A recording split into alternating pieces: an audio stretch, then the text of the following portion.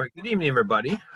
Thank you for joining us tonight. Another one of our Safer at Home series talks. Very happy to have you with us tonight.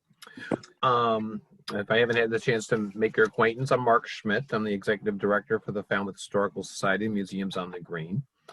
For those that are new, we've got a couple things I want to take care of before we get started tonight. All of our talks are brought to you by Cape Cod 5. By First Citizens Federal Credit Union, by Martha's Vineyard Savings. All the books on our series of programs are available at Eight Cousins Bookseller in Falmouth, so we hope you participate in the local vendors. What we ask of you is that you put yourself on mute so everybody can hear the speaker. At the end, we will take questions, and we will use the chat feature down below. So when the time comes to ask a question, you can type in your question, and I'll give it to our author. And before we get started tonight, I also have to thank somebody because this particular talk was the inspiration of a friend of mine named Susie Bergman, who's now working at the West Falmouth Library. Susie approached me and said, "Hey, wouldn't it be cool if we did a talk about Stonewall?" They said, "Yeah, let's do that." So it's actually her that gets the applause for coming up with the topic. So I want to thank my friend Susie for that one.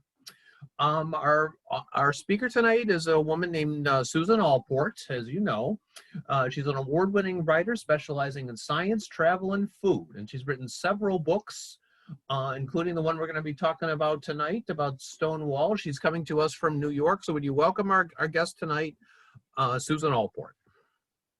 Thank you. Thanks, Mark. Great to be Zooming in with you all today. I wrote Sermons in Stone, the book on which this talk is based, in what seems to be much simpler times, when history and preservation seem to matter more. But stone walls, especially well-constructed walls that have stood the test of time, will always have something to teach us. And in these times when we're separated, walled off in effect from one another, perhaps it's a good time to think about the history of walls. I'd like you to close your eyes for a moment and try to imagine Massachusetts without its walls. Imagine that you're walking or driving down some favorite stretch of wall-lined road, and then eliminate the walls. Replace them with brush or perhaps nothing. Consider then just how much walls add to our landscape. Scale, rhythm, design, not to mention a sense of history and the past. In 1871, according to the United States Department of Agriculture survey, there were 252,000 miles of stone walls in the states of New England and New York combined. And yes, you can open your eyes now. 252,000 miles of walls, enough wall to circle the earth 10 times. More miles of walls than there are miles of railroad tracks in the United States today. New York,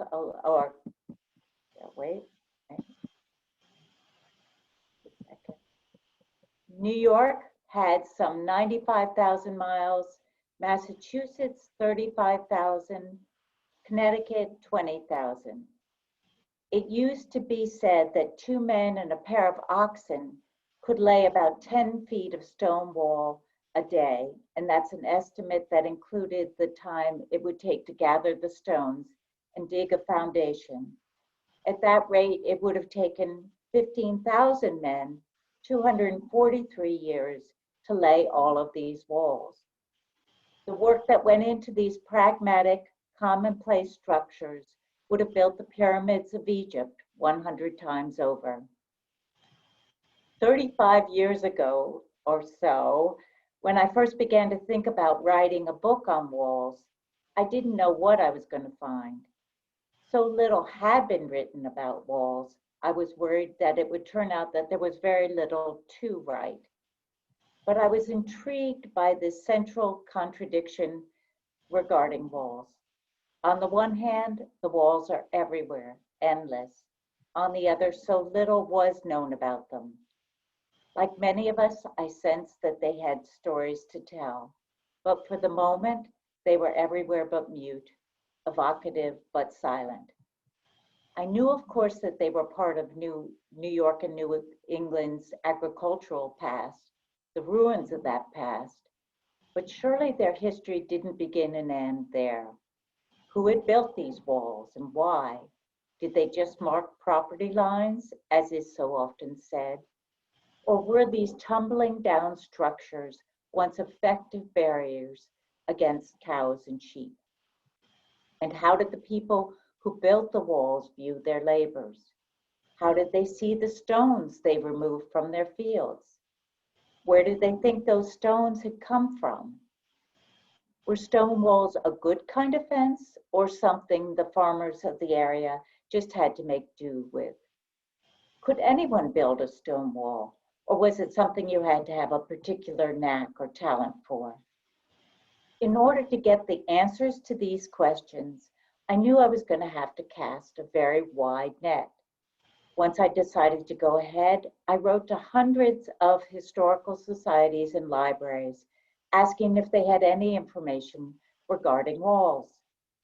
Considering the quantity of stone wall that existed where each of these libraries was located, it was amazing that most wrote back saying they had nothing whatsoever on the subject.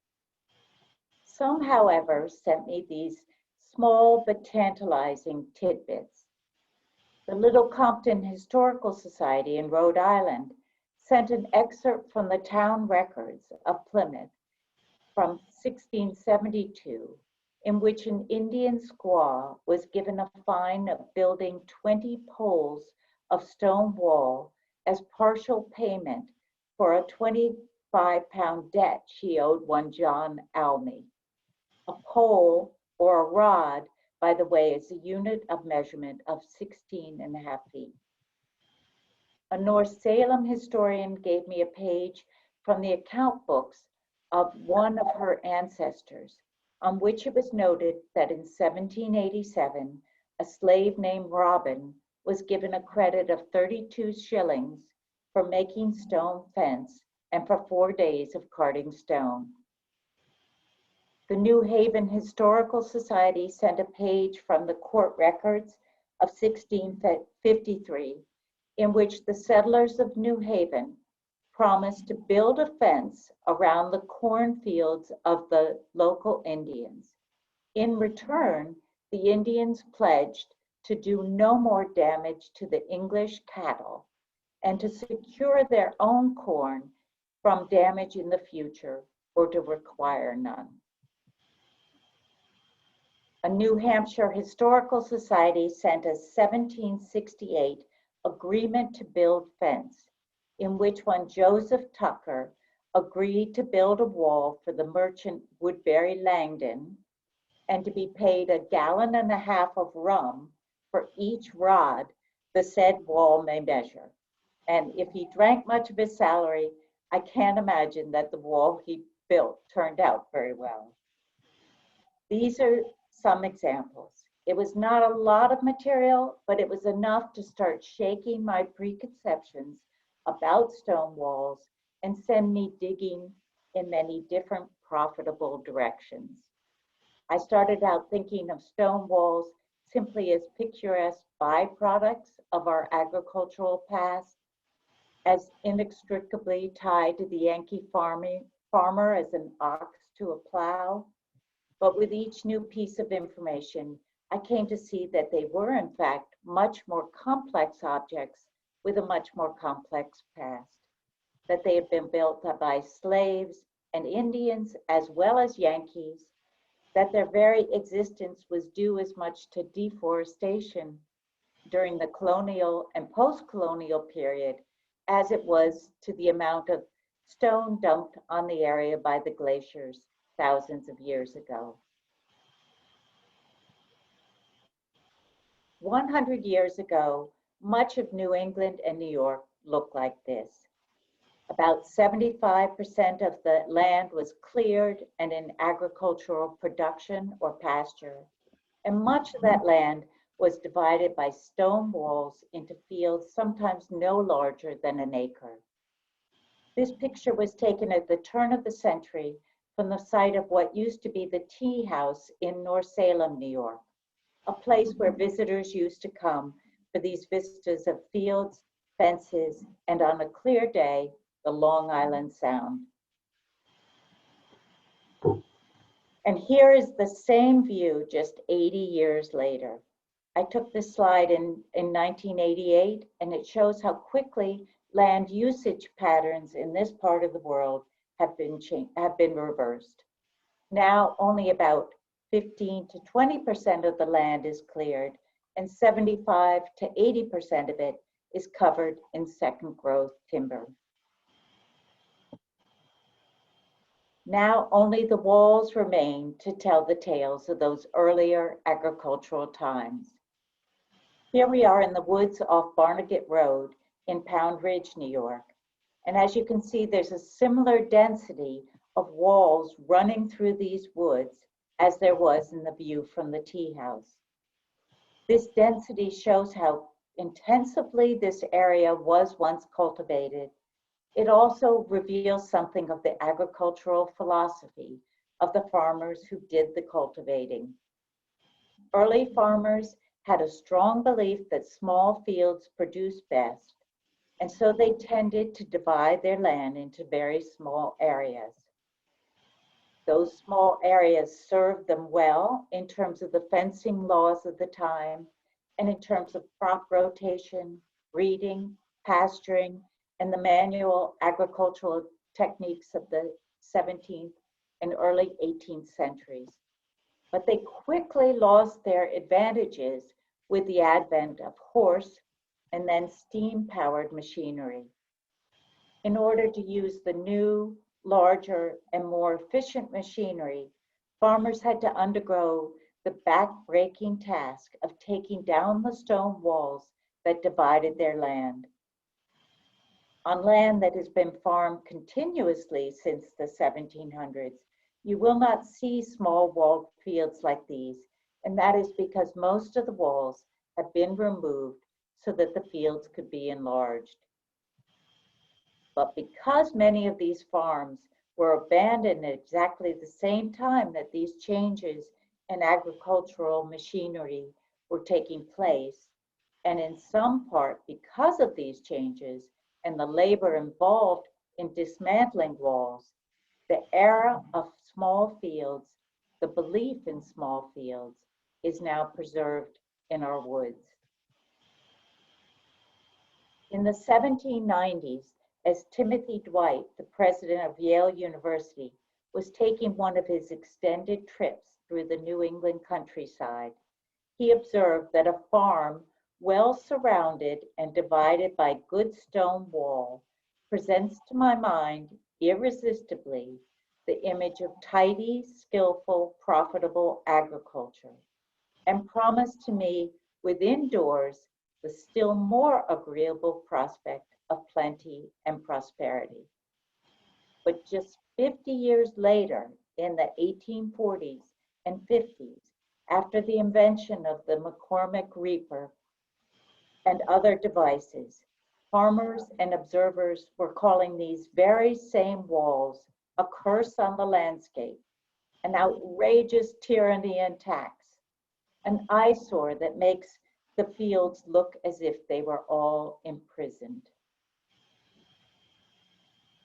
The attitude that small fields produce best is certainly one of the chief factors contributing to the abundance of walls that can still be seen today. But there are other factors as well. New York and New England's thick covering of glacial debris is of course one. And who here is not aware of the rocks in these soils, bits and pieces of the Appalachian Mountains and the Hudson Highlands that were carried down and left by one or another of the Pleistocene ice sheets.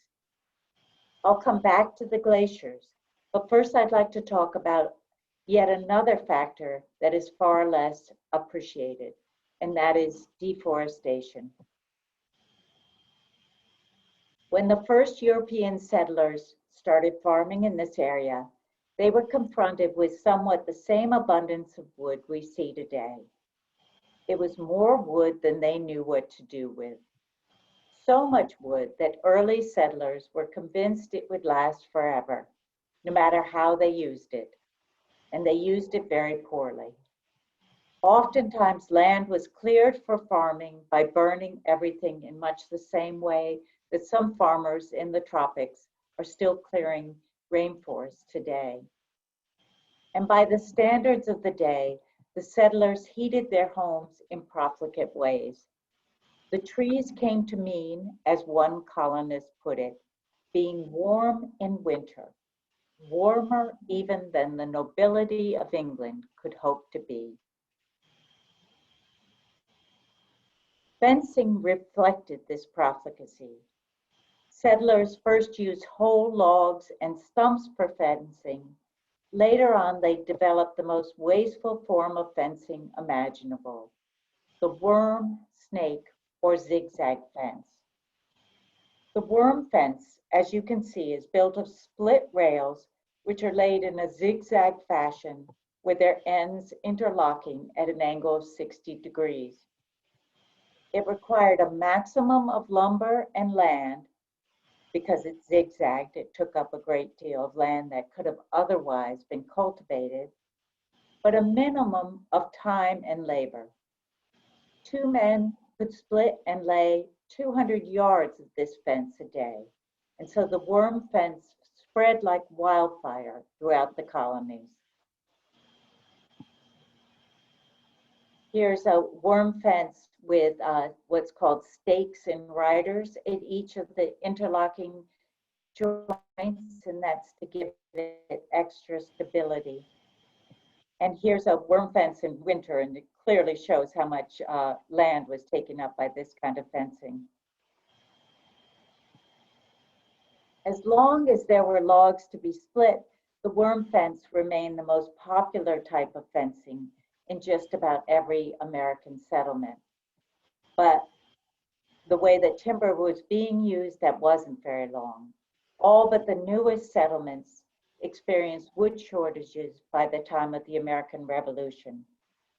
An alternative to the wasteful worm fence was needed, and fortunately for the farmers, they didn't have far to look. For decades, they had been picking and hauling stones out of their fields and piling them up on their property and field lines. These were the makings of a new kind of fence, the stone wall.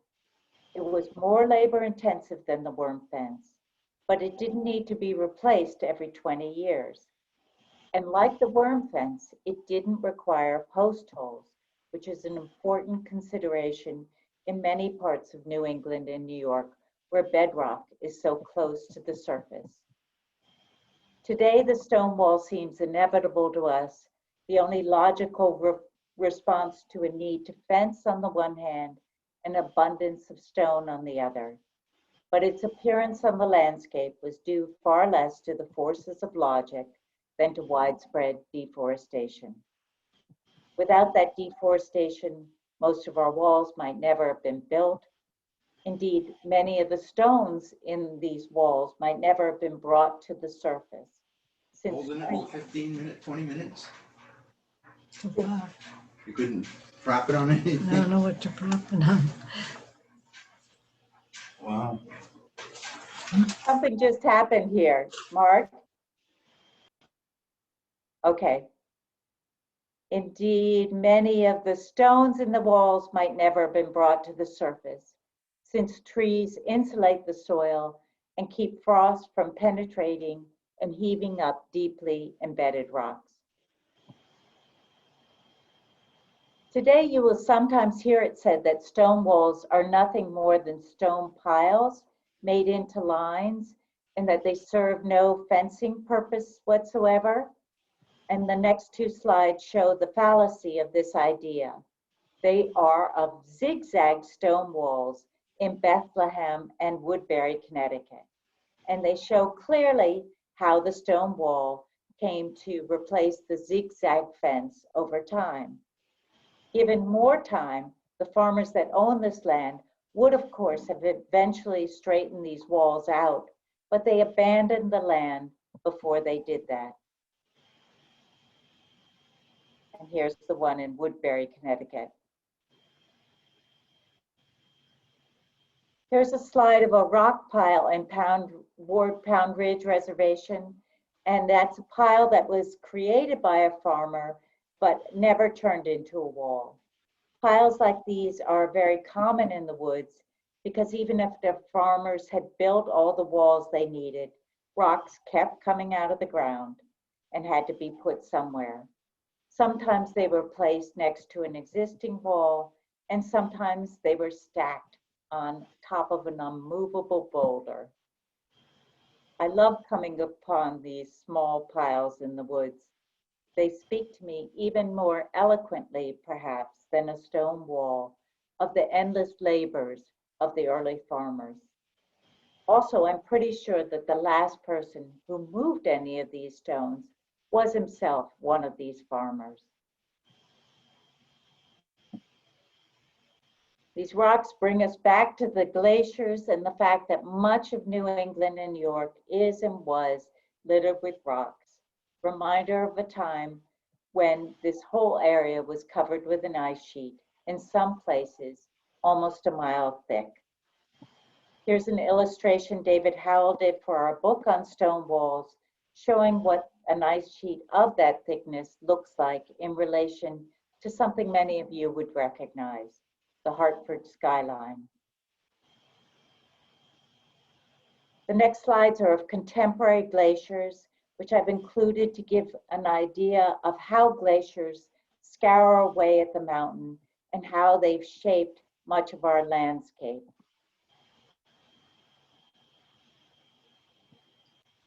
Yeah, wait a second. Compare this slide of a Swiss glacier to this piece of glacially smooth bedrock in Pound Ridge. It was Louis Agassiz, the Swiss paleontologist, who first proposed the startling theory that at one time, not very long ago, 1/3 of the Earth had been covered with ice. Most of his contemporaries ridiculed his idea and told him to go back to his earlier studies of fossil fishes.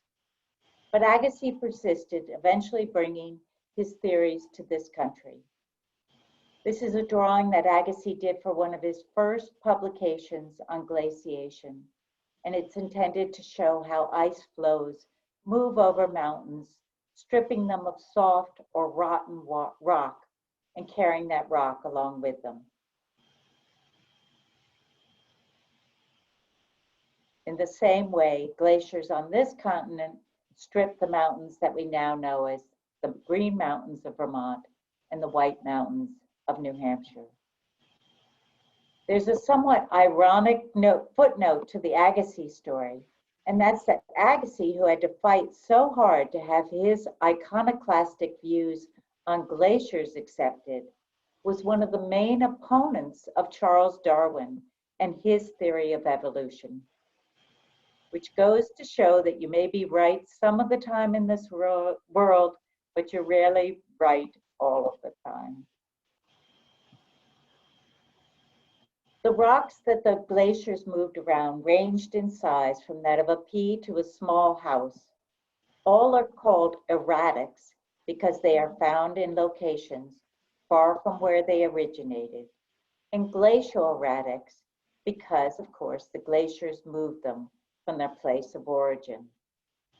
Before it was understood that the area had once been blanketed by ice sheets, people were greatly mystified by the largest of these, rocks like the Cathedral Rocks in Springfield, Vermont, or the Balanced Rock in North Salem, New York. They were called curiosities, and some thought that they were the tombs of early Viking sailors or ancient Celts, while others maintained that Indians moved them around for now obscure religious reasons. As a theory of widespread glaciation took hold in the middle of the 19th century, Many of these alternative ideas lost much of their popularity, but they're still around today as evidenced by such books as America BC and The Search for Lost America, or by signs that certain stones and structures have been used in solstice celebrations.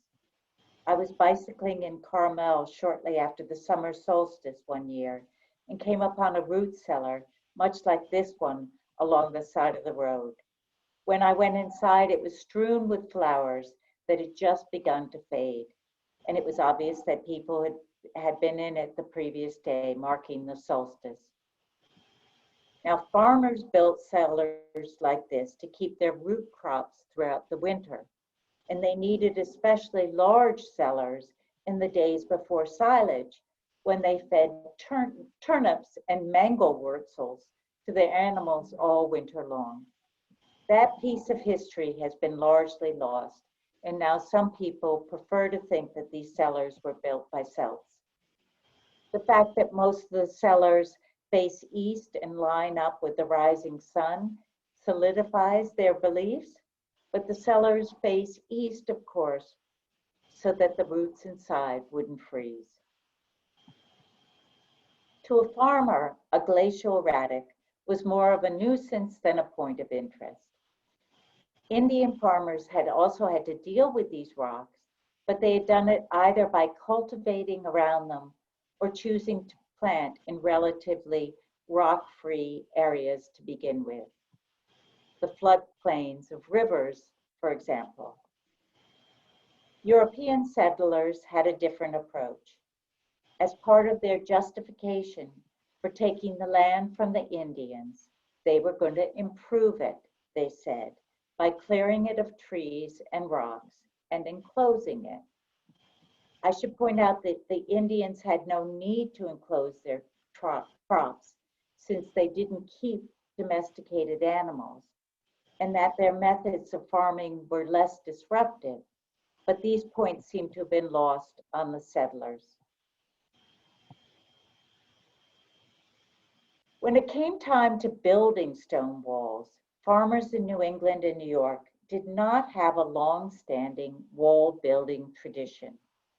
That sounds surprising, but remember, wall building took off in the late 1700s and early 1800s, long after immigration from England, a country with many wall builders and a well-established wall building tradition, had slowed down. So farmers had to approach the task of wall building through experimentation and trial and error. They were looking for a structure that was both easily built and would stand a long time. Many factors entered into a wall's construction: the type of stone that was available and what the wall was supposed to do. Was it intended to keep the occasional animal out of the corn, or did it have to stand up to daily testing by a large number of hungry creatures? The farmers of this area developed different walls for different purposes and situations. But for the most part, these walls can be grouped into three basic categories. Single walls, such as the wall in the middle, are made up of a single layer of stones. They're quickly built, and they're the kind of wall you see most commonly running through the woods. Sometimes they're called thrown walls as opposed to laid walls or double walls like the wall on the left, which were much more carefully built. Double walls are at least 2 stones thick and were oftentimes trenched. The third type of wall, the rubble wall on the right, is a kind of stone sandwich, with layers of good-sized stone at either face and a filling of smaller stones in between. Double walls are the kind of walls that would have been built to front a house, since they are the more finished looking walls, and they could be constructed to stand 4 feet high, the height of many of the fencing laws, height required by many. fencing wall. They're also the kind of wall that would have been used as a foundation for a barn or a house, or to construct a paddock, or to surround a cemetery. New Yorkers and New Englanders learned to put their time and effort into the walls that counted most, and they built double walls where they counted. Rubble walls are less common, at least in my part of the woods, but they're very useful in areas where there's a wide diversity of stone, lots of small and large stones. Rubble walls also maintain themselves well, since they tend to be built with a strong angle or batter, so that when they do collapse, they collapse inwards on themselves, and they keep their basic shape.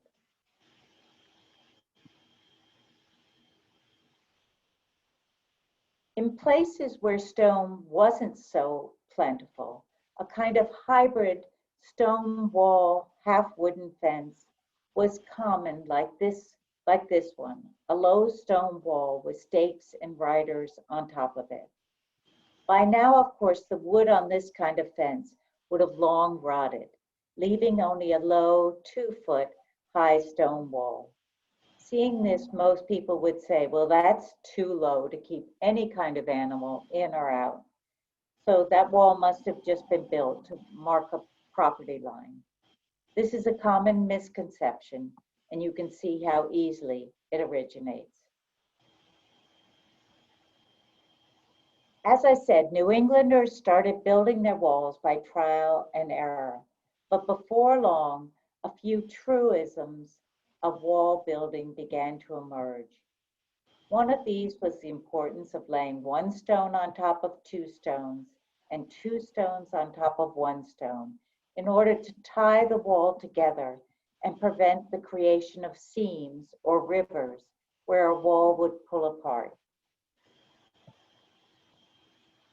Another was to place stones in the wall the way that they would naturally roll or lay, and with their center of gravity perpendicular to the direction of the wall. You can see this here. This one has the stones laid the way that they would naturally lay, versus this wall on the right, which is, you know, just a jigsaw puzzle of stones placement. Oh, whoops! I was looking at that, and I realized that you couldn't see it, but here we are. This wall on the left is all the stones are laid with their centers of gravity, the way that they would roll or lay, and this will have a much better chance of standing up to the test of time than this wall here, where the stones are placed against their center of gravity. So wall builders ignore these two fundamentals at their peril. Any wall builder who built a wall that is still standing after 10, 50, or 100 years, pay careful attention to them. Much more attention than is being paid today. Here's one of my most famous neighbor's wall, actually Martha Stewart's, and here's a section of that wall that collapsed shortly after it was built. And as you can see, the stones, rather than being tied together in an overlapping fashion, are stacked side by side like two pieces of bread. This way of building walls is increasingly common in my area. As you can see from, here's a second example in Bedford, and here is the collapse after a short amount of time. This was less than a year.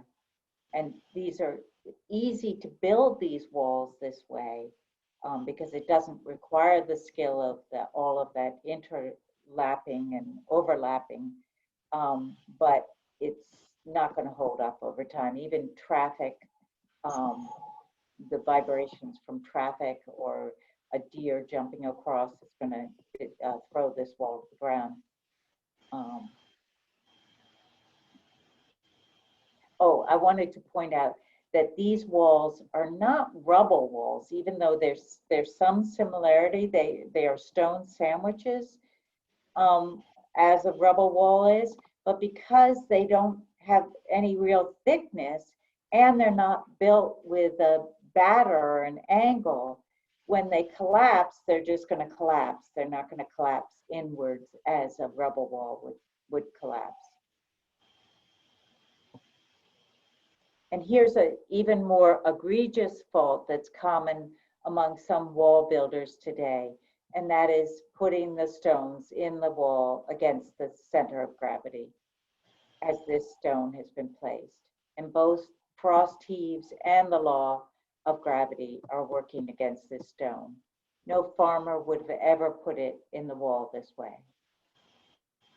These are two of the most fundamental, important fundamentals of wall building. Other techniques that help to keep walls standing are building walls with that batter or angle,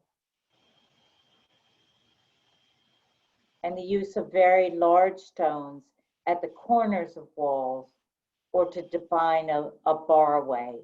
For example, this cornerstone at Hook Road in Bedford, or this natural barway in the woods, which I love, or this man-made barway at the John Jay Homestead in Katonah, New York. A barway, of course, is a gap in the wall where a wagon can pass through.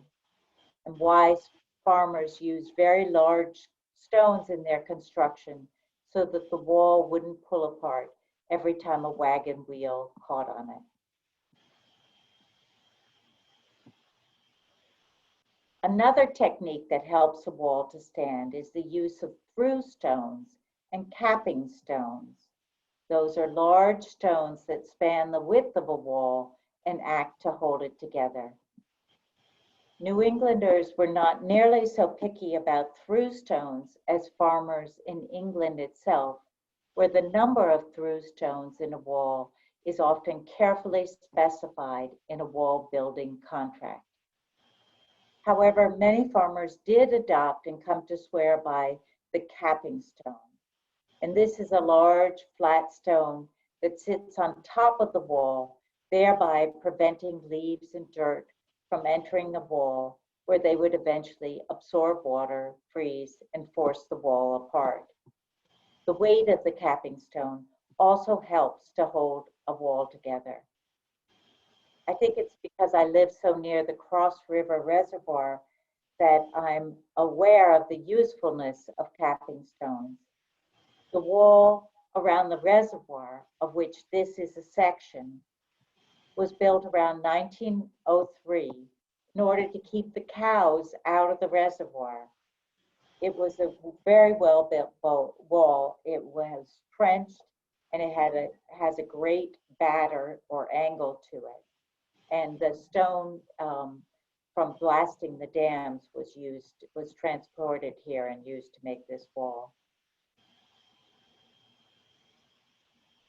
And here's an even more astonishing example of the advantages of large capping stones.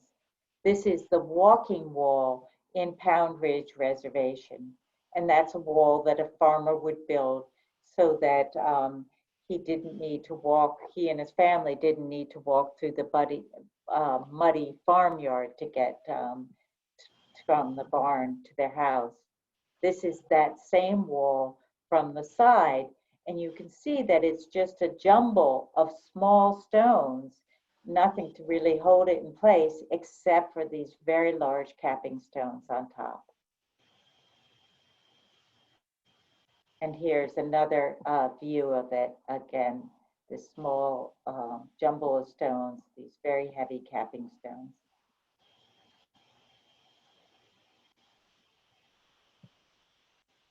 By contrast, let me show you a few newer walls. And this is a wall down the road from where I used to live, and it's got what's called a piece cap on it, very small pieces of stone. Anything can knock those pieces off and the wall just falls apart. And this is a stonemason working on the very long stone wall that surrounds Ralph Lauren's estate in Katonah.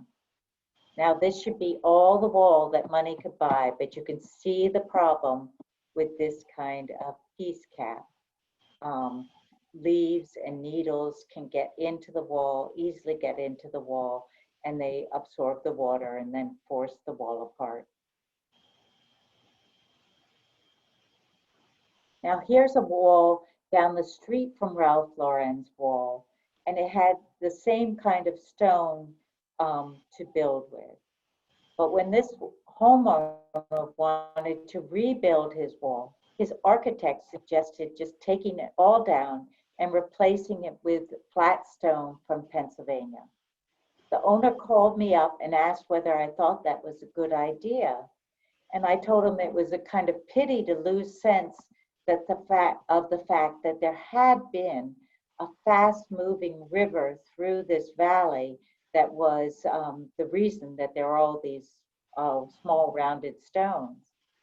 So I suggested to him that he build these smaller stones up as well as he could, and then cap them with the flat stone from Pennsylvania. And it worked out quite well. It's a lot of fun to spend somebody else's money, and it really has held up well and looks great. I don't want to leave you with the impression that all walls need capping stones. Here's a wall that we call the Idaho potato wall in New Canaan, Connecticut.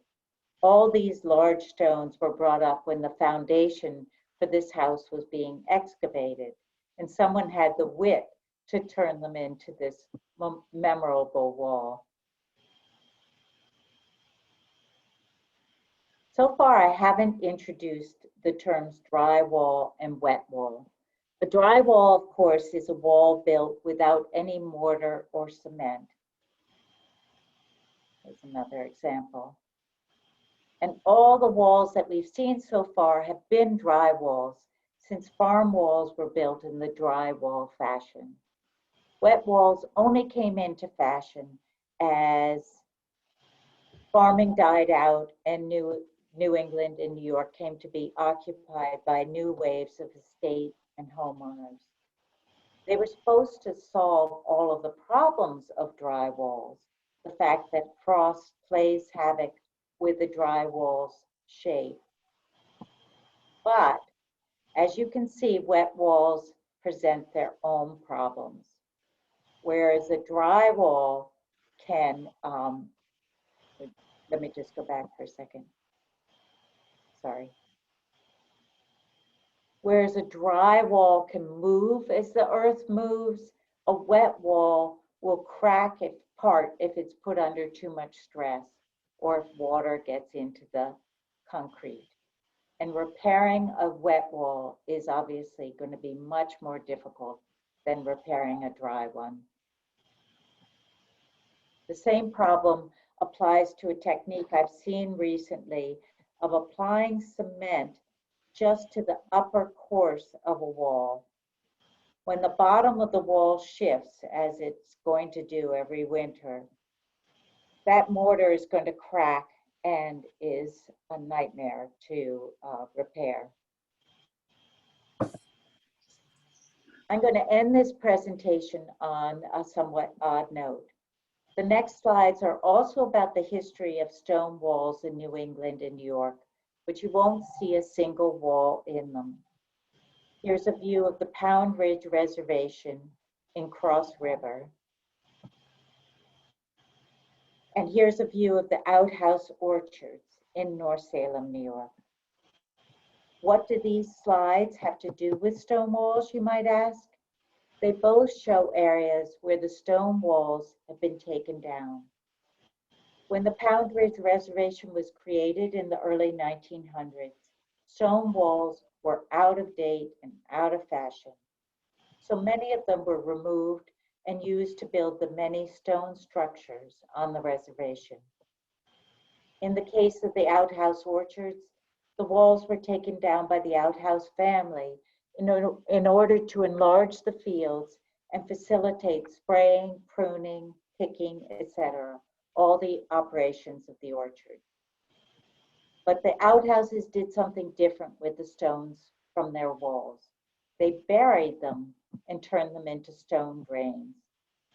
Drew Outhouse once took me on a tour of these now invisible walls and said that one used to run here, right where this roadway is, and that there's now a drain running underground in its place. He said that when it rains, he could still hear the rain running through it. These last slides reinforce the idea that stone walls have gone in and out of favor over time. They also begin to show what our landscape would look like without these structures, to show what a loss that would be. Stone walls give the appearance of being indestructible because they are, of course, made of stone. But anyone who has observed their slow but steady disappearance from the roadsides knows how fragile they really are. Few walls are of great historic significance in and of themselves. Few walls are works of great beauty in and of themselves. But just as a wall is made up of many stones, so our sense of the historic and aesthetic value of walls is made up of many walls. Something of that goes with each disappearance. And you never know what future generations will make of stone walls. This slide is of an army map of the Teatown Lake area in New York from 1943, 2 years after the bombing of Pearl Harbor, when the map service of the United States Army mapped all the stone walls in the area in the event that they might come in handy as bunkers, as they had been used during the American Revolution. And the last slide is of a sculpture created by Andy Goldsworthy, which is sometimes called the wall that went for a walk, swim. Thank you very much. And I'm going to end the slideshow so I can finally see you all, which will be a great pleasure. Thank you, Susan. That was tremendous. Oh, thank you. Let me If see. you got a question, use the chat feature down below. We can see things in that. Hey, there we are. Screen sharing has. And I've got a question for you. We obviously focused on New York and New England. How far do stone walls extend? I mean, I think they pretty much go all up and down the eastern seaboard, do they not? Or what's where are they most prevalent, and where do they not exist? Yeah, they stop around in Pennsylvania. I'm a little baffled by the way all this is going. Yeah, you have them still in Pennsylvania and some in Kentucky, but you don't have any further south from that. They really went as far as the glaciers extended. And I don't have the map of the glaciers here, but that's about the extent of it. Did that answer? Yeah, we got some questions here. Did the type of farm animals determine stone wall construction? There was a phrase, horse high and pig tight. Also, didn't stone walls for cattle have a 45-degree angle to prevent escape? Ah, that's a good one. Boy, I used to raise sheep and they could get out of anything. So, but for cattle, maybe that 45 degrees is a really steep angle there. I've never seen a wall with a 45-degree angle, but yes, you would you would need a better wall to keep pigs in for sure. And if you've ever seen a town pound, a place where loose animals, stray animals were impounded, those are incredibly well built structures. I should have a slide of those because those really tell you,